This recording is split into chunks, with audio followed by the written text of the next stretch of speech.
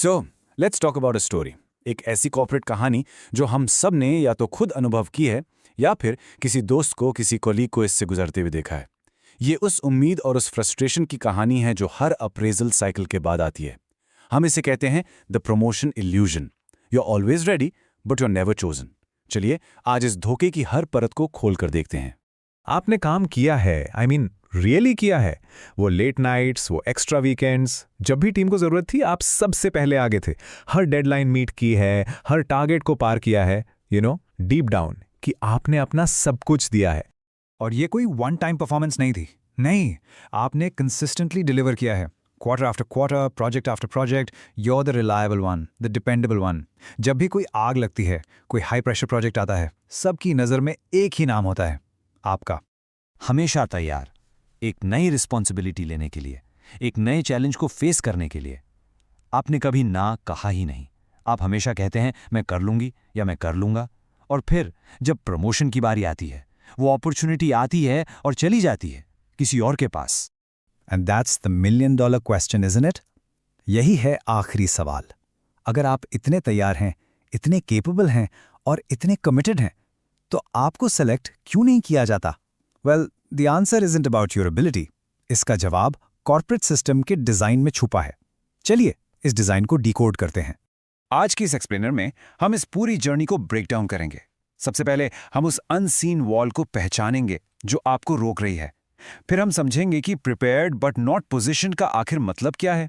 उसके बाद हम the real rules of promotion को अनकवर करेंगे। फिर बात करेंगे उस इंटरनल प्राइस का की जो आप चुका रहे हैं।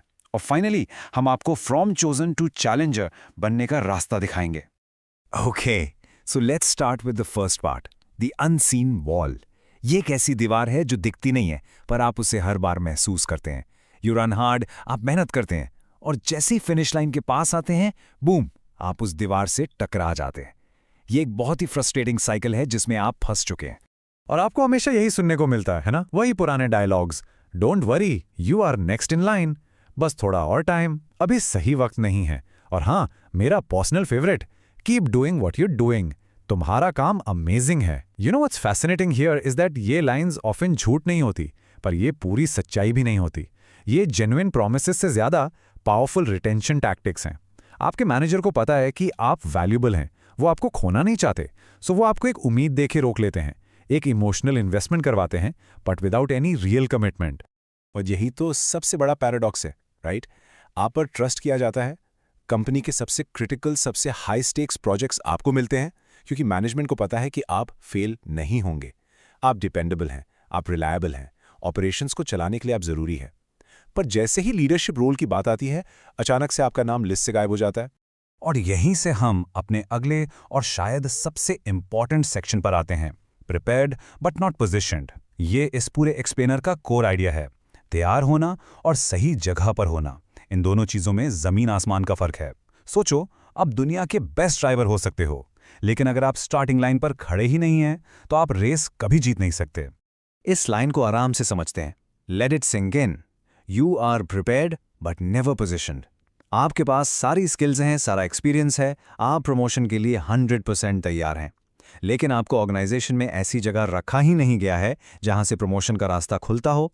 आपको उन कॉन्वर्सेशंस का हिस्सा नहीं बनाया जाता जहां डिसीजंस लिए जाते हैं। So the problem isn't your preparation, सवाल आपकी पोजीशनिंग पर है।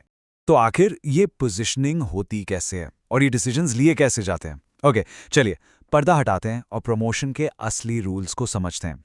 ये वो रूल्स हैं जो आपको किसी एम्प्लॉय हैंडबुक में नहीं मिलेंगे। ये वो रूल्स हैं जो बंद दरवाजों के पीछे काम करते हैं। हम सोचते हैं, हमें लगता है कि हमारी रेडीनेस मैटर करती है, हम कितने तैयार हैं, हमारे पास कितने स्किल्स हैं। लेकिन असल में आपका परसेप्शन मैटर करता है। डिसीजन मेकर्स के दिमाग में आपकी इमेज क्या है? क्या वो आपको एक फ्यूचर लीडर की तरह देखते हैं या एक सुपर एफिशिएंट डूअर की तरह? That image is everything. हमें लगता है हमारा आउटपुट, हमारा काम देखा जाएगा, the volume, the quality of our work. हम सोचते हैं my work will speak for itself. But the reality is advocacy matters more. उन बंद दरवाजों के पीछे आपके लिए कौन बोल रहा है? Who is putting your name forward? जब आप उस रूम में नहीं हैं, तब आपकी बात कौन कर रहा है? That person is your real sponsor. और हम इस विश्वास के साथ काम करते हैं कि सब कुछ मेरिट पर होगा, जिसमें काबिलियत होगी वो आगे बढ़ेगा। A fair system. पर प्रमोशन का फैसला अक्सर नैरेटिव पर होता है। आपके बारे में क्या कहानी सुनाई जा रही है? Is your team player? Is she A strategic thinker?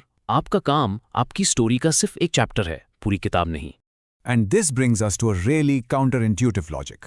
आपको प्रमोट ना करने के पीछे एक सॉलिड बिजनेस रीजन हो सकता है, और वो रीजन है कि आप अपने करंट रोल में टू वैल्यूएबल हैं। Just think about it. अगर आपको प्रमोट कर दिया गया तो आपके रोल में एक बड़ा डिलीवरी गैप आ जाएगा। उस काम को आपकी तरह एफिशिएंसी से कौन करेगा? प्लस डिसीजन मेकर्स हमेशा शॉर्ट टर्म स्टेबिलिटी के लिए ऑप्टिमाइज करते हैं। उनका गोल है डिपार्टमेंट को स्मूथली चलाना। आपको प्रमोट करने से उस स्टेबिलिटी में डिस्टर्बेंस आएगी। इसलिए आखिरी और सबसे इंपॉर्टेंट बात, you are not being overlooked. आपको नजरअंदाज नहीं किया जा रहा। You are being strategically retained. आपको जानबूझकर वही रोका जा रहा है क्योंकि वहां आप कंपनी के लिए ज्यादा फायदेमंद हैं। लेकिन कंपनी के इस स्ट्रेटेजिक डिसीजन की एक कीमत होती है, एक ऐसी कीमत जो आप चुकाते हैं। इसे कहते हैं द इंटरनल प्राइस टैग। ये वो इमोशनल और साइकोलॉजिकल कॉस्ट है जो आप हर बार पे करते हैं जब आपको पास ओवर किया जाता है। ये साइकिल धीरे धीरे आपको अंदर से खोखला कर देता है। पहले आप सब्र रखते हैं, आप सोचते हैं चलो अच्छा है, नेक्स्ट टाइम। लेकिन जब नेक्स्ट टाइम बार बार आता है तो ये पेशेंस, ये सब्र डाउट में बदल जाता है। क्या मुझ में ही कोई कमी है? फिर आप इस डाउट को दूर करने के लिए और ज़्यादा मेहनत करते हैं। You over deliver just to prove your readiness again. लेकिन इससे होता क्या है? आपका कॉन्फिडेंस चुपचाप खत्म होने लगता है। हर रिजेक्शन के साथ आपका सेल्फ बिलीफ थोड़ा सा टूट जाता है। और फिर आती है सबसे खतरनाक स्टेज। आप इस बात को नॉर्मल मान लेते हैं कि आप हमेशा सेकेंड चॉइस ही रहेंगे। ये आपकी आइडेंटिटी का हिस्सा बन जाता है। Exactly. And this is the most dangerous part. ये जो प्रमोशन का इल्यूजन है ना, ये अब कंपनी की प्रॉब्लम नहीं रहती। ये आपकी सेल्फ आइडेंटिटी का हिस्सा बन जाती है। आप खुद ही विश्वास करने लगते हैं कि शायद आप लीडरशिप के लिए बने ही नहीं हैं। The illusion isn't external any more, it becomes internal. और जब ये हो जाता है तो आप लड़ना ही छोड़ देते हैं। So how do you break this cycle? इस इंटरनल इल्यूजन से बाहर कैसे निकलना है? ये सेक्शन सबसे इंपॉर्टेंट है। अब हम प्रॉब्लम से सोल्यूशन की तरफ बढ़ेंगे, इंतजार करने की स्ट्रैटेजी से जीतने की स्ट्रैटेजी पर।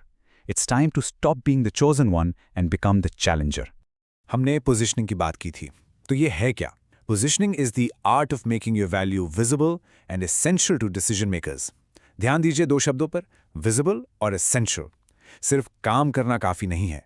आपका काम सही लोगों को दिखना चाहिए और उन्हें यह फील होना चाहिए कि आप ऑर्गेनाइजेशन के फ्यूचर के लिए जरूरी हैं, सिर्फ प्रेजेंट ऑपरेशंस के लिए नहीं। रेडीनेस आपका काम है। पोजीशनिंग एक स्ट्रैटेजिक गेम है।